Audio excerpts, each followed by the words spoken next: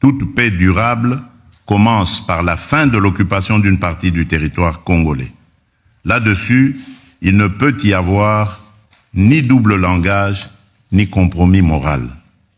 En contrepartie, la République démocratique du Congo prend devant vous 3 engagements clairs. Premier engagement, reconstruire. Dès la fin des hostilités, nous lancerons un plan d'aide d'urgence pour la reconstruction du Nord Kivu et du Sud Kivu. Ce plan, que nous concevons comme un pacte national et international, intégrera dans une approche concertée, coordonnée et cohérente l'ensemble des programmes et projets destinés à la stabilisation, au relèvement et au développement durable des provinces affectées. Bonjour Balandia Chronique d'Inès TV, c'est toujours Gilmas Mutunabino, Oyazako Memelabino, analyse objective. Rien de spécial dans les discours de Tshisekedi. Nazako détailler bino, je vais vous détailler les éléments qui font de Tshisekedi un élément vraiment moins intelligent vis-à-vis na diplomatie internationale. On a vu Makambo Tshisekedi oti kolobakuna. Nyonso oya lobaki kuna, il y a rien de grave. Mais comme les gens de Tshisekedi bango kaka, discours choquant. Qu'est-ce qui est choquant dans le discours de Tshisekedi? Qu'est-ce qu'il a dit du nouveau? Nakatia discours wana. C'est là où biso ba Congolais toza déconnecté. Toza kaka wana pona toza na émotion, toza ko vivre na ba émotion. Il y a beaucoup plus de choses réelles où il fallait que to lobela, to ebisa na population. Alors avant na kota na détail na ngai na makamboyo, na yebi ke bozebele bozotalanga mama na ngai Marie-Antoinette Makayabu na niveau ya France, Chirac Makayabu yaya na nga tonton na nga, merci à tous ceux que vous faites na chaîne oyo. Tonton Guillaume Pourboire na niveau ya France na pesi bino mbote ya trop esika oza avec toute la famille. Ndeko na ngai kobosa na te Crispin Kayembe, Boza ebele nani grâce Kibombo na niveau Italie, nani ndeko na ngai Disabe Lionel Musengai, Thérèse Disabe na pesi mbote sika boza vraiment ebele boza ko soutenir chaîne na ngai, nani Salomon Muyombi, Joseph Mouland na pesi bino mbote ya sika boza, en tout cas boza ebele, Nika Mavete. Je ne suis capable de kotanga bakombo na bino nyoso, mais en tout cas une chose est vraie, boza ko sala quelque chose ya grand na chaîne oyo, bino batu boza ko pesa ngai courage, boza ko pesa ngai vraiment force ko continuer ko sala ba émission. Alors nazo pesa bino makambo ebele na katia ya maloba discours ya Tshisekedi amemelaki biso na niveau ya France. En tout cas encore une fois, bienvenue dans cette émission spéciale consacrée à la conférence à Paris sur la paix et prospérité en Afrique. Une conférence qui est symbolique, ça c'est vrai, et ça conférence symbolique, un rendez-vous diplomatique censé sceller un tournant de la République démocratique du Congo, mais derrière le projecteur Boyebi, un constat frappe. Tshisekedi Tshilombo Félix, le seul président africain qui était là. Beaucoup étaient invités, mais c'est lui qui était là. Alors que le monde observe les chaos persistants na katia est ya mboka na biso, Emmanuel Macron toyebi kaza ot ya rencontre wana a surpris par son insistance de dialogue inclusif entre les Congolais. Malgré Tshisekedi aza koloba makambo na ye, nani ndeko na biso Macron aza ko insister pona dialogue inclusif. Nazoko taskana détail. Alors eloko aliboso tangu bomoni ndenge bayambi Tshisekedi, personne n'a été là, c'est comme si sabotage ya eloko wango. Ils ont l'accès directement que un président azangi ba allié africain. Un président sans allié africain. Il a déjà diplomatie, isolement diplomatique et moko flagrant. Pour un sommet censé symboliser la solidarité régionale autour de la paix, symbolique, Félix Tshisekedi apparaît comme un président isolé sur la scène internationale. Aucun autre chef d'État africain de premier plan n'était physiquement présent à ses côtés. Dans le lobby président, il y a premier plan. Encore bien boyoka makambu ndambu ndambu. Alors, même ses voisins directs, Rwanda, Ouganda, Burundi, Tanzanie, ont brillé par l'absence. Batindika ka ba délégué, tu as second plan. Cela traduit la perte d'influence diplomatique à Tshisekedi dans la région de Grand Lac. Conséquence directe de la rupture de confiance née de double langage du régime sur la gestion sécuritaire. Tellement que Tshisekedi aza mutu abiloba loba. Le loi lobi boy, lobi a lobi boy. Na poto ke koloba boy, na kina koloba makamususu. Ba président ba komi kolembaye, ba homologue ne baza ba zomo na kese MSC à double langage. Ba zo bate nini ndia koloba lobi. Ako dénoncer Kigali d'un côté, tout en maintenant des canaux occultes de négociations de l'autre côté. Alors, imagine le président abimi seul na niveau à Paris. Quelle honte que ne soni. Résumé symbolique de Tokoloba, l'isolement des pouvoirs sans relais solide. Ni en Afrique, ni au sein des institutions internationales. Mais ce qui est fini. Il nous a donné un discours creux, sans feuille de route. Un discours creux, vide, un discours vide qui n'a pas de feuille de route. Tomoni nakacha discours à Tshisekedi, l'absence de plans concrets pour la paix. Un discours creux. Mais Batubazolo, discours moko choquant. Tellement que les Congolais, c'était un peuple qui vit dans la polémique. Un peuple qui a oublié à réfléchir. Un peuple qui s'étend juste sur la chose qu'il voit, sans réfléchir, sans même faire des rétrospections.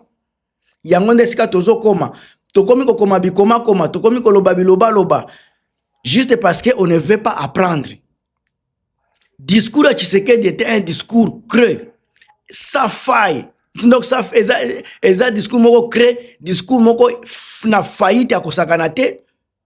Donc discours ezanga feuille de route. Donc l'absence de plans concrets pour la paix. Nini nde Tshisekedi a proposé peuple congolais na kati ya discours wana. Tshisekedi a multiplié des formules vagues. Chaque fois za koleka azana ba formule na ye. Mais formule ngo vague. Engagement pour la stabilité, volonté de restaurer la paix, soutien à la prospérité, sans jamais présenter un plan opérationnel qui est mesurable. Un monsieur Azako a volonté de restaurer la paix. Est-ce que Azana Katia volonté ou bien Azana Katia obligation? La première chose à Kotuna. Makambo Tshisekedi Azako loba eza volonté ce qui est aligné ou bien Azana Katia obligation attaquer président. Vous avez déjà na eloko wana ezola kisake. C'est un monsieur qui est fou, qui est foutu. Alors aucune nation claire des calendriers de désarmement, de réforme de l'armée, ni d'une stratégie humanitaire crédible pour des millions de déplacés internes. Azan Angote, il est venu juste pour se promener. Il n'a pas préparé la conférence. Il n'a pas, on parle de la conférence de la paix et la prospérité. Mais le discours naïe, azo même un discours à militant. Alors,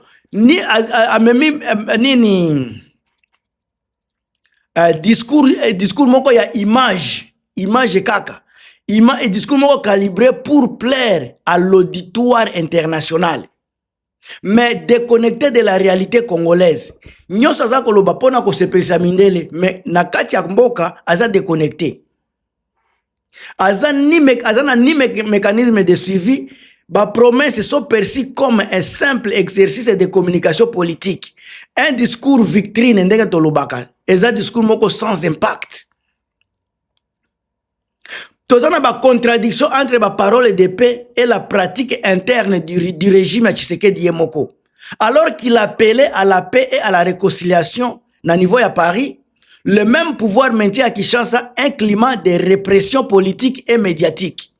Yena poto azolobela makambu ya kimia, makambu ya paix, mais na mboka na biso aza ko diriger tozana climat ya répression politique, tozana climat ya répression médiatique. Ba arrestation arbitraire, ba interdiction de manifestation de l'opposition, ba harcèlement judiciaire des voix dissidentes. Bozo monango ezeloko nazo formete nazo ba vérité. Alors la contradiction entre façade diplomatique et la réalité intérieure renforce l'idée d'un président plus soucieux de plaire à l'étranger que d'unir son peuple. Donc souci à Tshisekedi, souci na eza ko plaire na monde extérieur pardon, pendant que à l'intérieur le peuple ne s'en sort plus, le peuple souffre, le peuple sont arrêtés arbitrairement, le peuple subissent des répressions politiques, des répressions médiatiques. Ndema comme toza ko vivre na Congo. Alors kotaki na mise à garde de Macron, un avertissement déguisé, mise à garde. Lorsque le président français Macron insiste sur la nécessité d'un dialogue inclusif entre les Congolais, hein? Cette phrase apparemment diplomatique traduit en réalité la méfiance croissance des partenaires occidentaux. Vis-à-vis Anani, il y a un gouvernement ya Tshisekedi jugé d'autoritaire et peu transparent. Yango baza ko forcer ye kende na dialogue national inclusif. Macron n'a pas soutenu Tshisekedi. Il l'a rappelé à l'ordre, l'invita à Kinshasa à ouvrir l'espace politique au lieu de le verrouiller. Tozana décalage entre rhétorique et prospérité, la réalité économique et sociale. Oyo batu bazoko ka kolobela te menazo pesa labino na kati ya émission.